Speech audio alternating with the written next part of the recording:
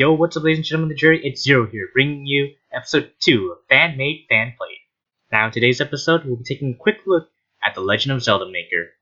So now, this game, like many other Nintendo fan-made games, was issued a cease and desist.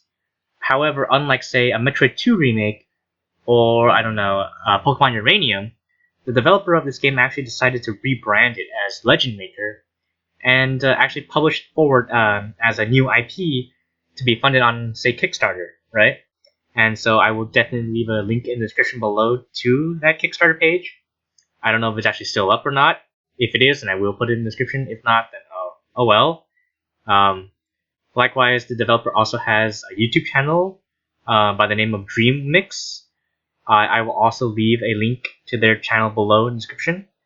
So now, without further ado, let's get started. So, right off the bat, you might notice in the top left corner, rather than, say, a normal, heart meter that we see in every Zelda game, we have an HP meter instead. And we also, in the bottom right-hand corner, have rupees. They don't actually do anything as far as I can tell, but it's nice to see that they're there. And obviously we have a little mouse here that you can scroll through different materials with. So I'm going to load up a map that I already had made so I can demonstrate everything to you. So let's get started here. So first things first, we are trapped. No way out. All we got is our sword, we can use the shift, and these boulders are blocking the way. Well, how do we get out of here? Obviously, we can use... Oh, not a boomerang. Oh, let's see here. Let's switch, not arrows, bombs. Alright, bombs are the way to go. So now, obviously, as you've noticed, we have different weapons.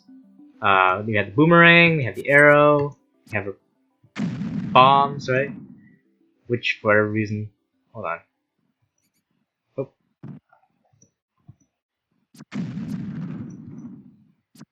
Oh, we can't trigger them prematurely, I guess. For whatever reason, they blew up really quickly those other times. And we also have the fire rod.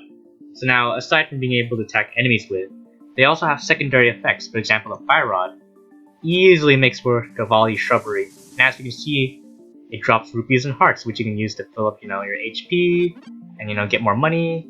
Though it should be noted that you can't actually pick up rupees with your sword like in any other Zelda game.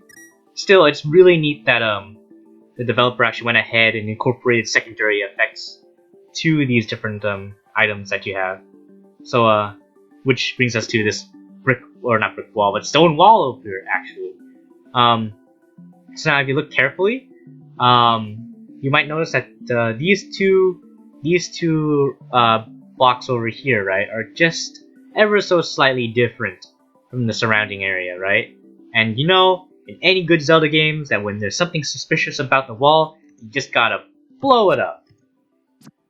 And as you can see, we have access now to the Dark Void, which actually doesn't do anything if you try to walk into it, but I'm fairly certain that's sort of like a placeholder for, say, like a staircase, or maybe an entrance to another dungeon that would take you to a separate portion of the map, in a similar fashion that, say, Mario Maker does it, right?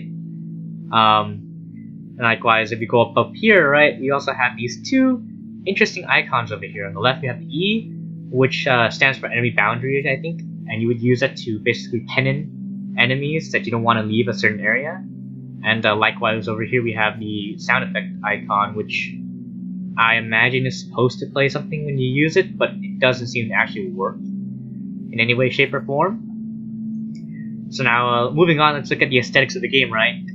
This game actually looks really good for an alpha build, right? It has a lot of materials that you can work with. The water, for example, looks really nice, and if you notice that there actually aren't any really corners in this, when you actually do that, they form a nice diagonal, which keeps things really nice and, for example, let's not use that. Let's see here. Right, it actually rounds off the corners, so it gives it a much more natural feel.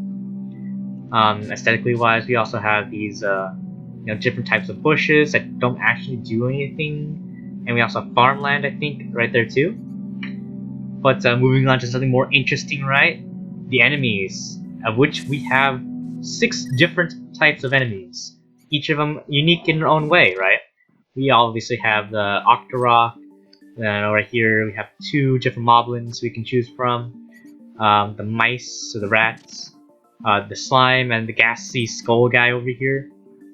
And a lot of, even in the enemies themselves, a lot of attention went into them. For example, if you went to the slime and tried to kill it, and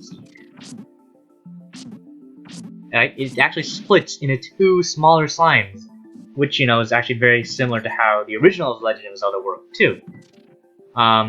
Likewise, let's see here, we can actually stun the enemies with our boomerang, so it makes it easier to take them out. If it's there we go. If it was kind enough to kill itself, right? So really, for an alpha build, an early alpha build too. I think this is the, I think this was actually the first release, the first alpha release of the actual game itself. There's a lot to work with here, and so now, likewise, if you get tired of looking at the grassy green boundary or the grassy green field behind you, you can actually change the background to say the desert if you would so choose, or maybe you're more a fan of actually, what is this? Of the glitch. I don't know. This is a bug that I seem to always encounter when playing this. There's a third background that's supposed to be just like an all black kind of background that I think is actually just a placeholder. There's actually nothing really there. So whenever sometimes I try to switch to it, kind of causes a graphical error. But that's understandable for a alpha build. There's supposed to be bugs, and so far that's the only bug I've ever encountered. So that's really already it's something amazing too. Also, this guy takes a lot of hits. He won't die. Maybe sword is better. Oh wow. Oh, there we go. I was gonna say maybe that's another error. But likewise, what I do like about that glitch itself though is it makes it easy to highlight the grid that you can toggle back and forth with the G key, right? As it is, you can barely see it in the background, but there's a little grid here to help you guide yourself where you're putting on your blocks. But it's really highlighted well when you move over to the glitchy screen. So I don't know if that's the intended purpose of it, but that's something I found out. So let's actually change it back to the generic green field.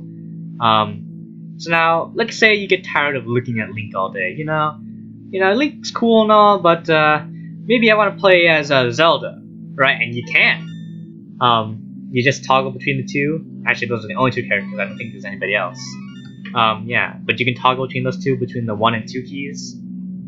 Likewise, another really cool aspect that the developer implemented in this game was weather effects. So right now it's pretty clear weather, but with the P key I can make it rain. But maybe I want something more serious, more exciting, so I can add boom, thunder, and lightning to it. Or maybe I want something calmer, right? Let's go with the nice snow effect, right? Which is also another aesthetic touch that makes the game so much more fleshed out, so much more well put together, right? And really, aside from say maybe like being able to change the gameplay into like different Zelda types, for example, I'll switch between a Link Between Worlds, a Link to the Past, my bad, or say Minish Cap, or the original Zelda aesthetic would be those are the only really things left that are separating this from a fully fleshed out fully releasable game that you can totally go out and purchase, right? So yeah, definitely I would highly recommend that you go out and check out this game. Once again, like I said, a link will be included to the Kickstarter page in the description below, so check them out. Check out the developer's YouTube channel below. And likewise, if you want to, for example, just you just want to mess around with this on your own, I will also leave a link to that alpha build in the description below, so you can download it yourself and play around with it. And if you do, be sure to let me know what you make, right? All of you guys are, pretty sure talented individuals with a knack for video gaming, right? Which is, probably why you're even watching this in the first place, right? So, maybe somehow, I don't know, record yourself, you playing your level that you designed, leave it in the description in the comment section below, and I'll definitely check it out. So yeah, if you like what you saw, leave a like, leave a comment, subscribe even, right? And I also like to thank you all so very much for watching, taking the time out of your busy lives to, watch some guy ramble on for 10 minutes about some random game he found on the internet, right? So yeah, once again, thank you so much for watching. Oh, heads up, next episode is going to be a Mega Man fan game. No idea when it's going to come out. I'll try to make it come out as soon as possible. But so be on the lookout for that. So once again, thank you so much for watching. I'm Zero, and I'm signing out.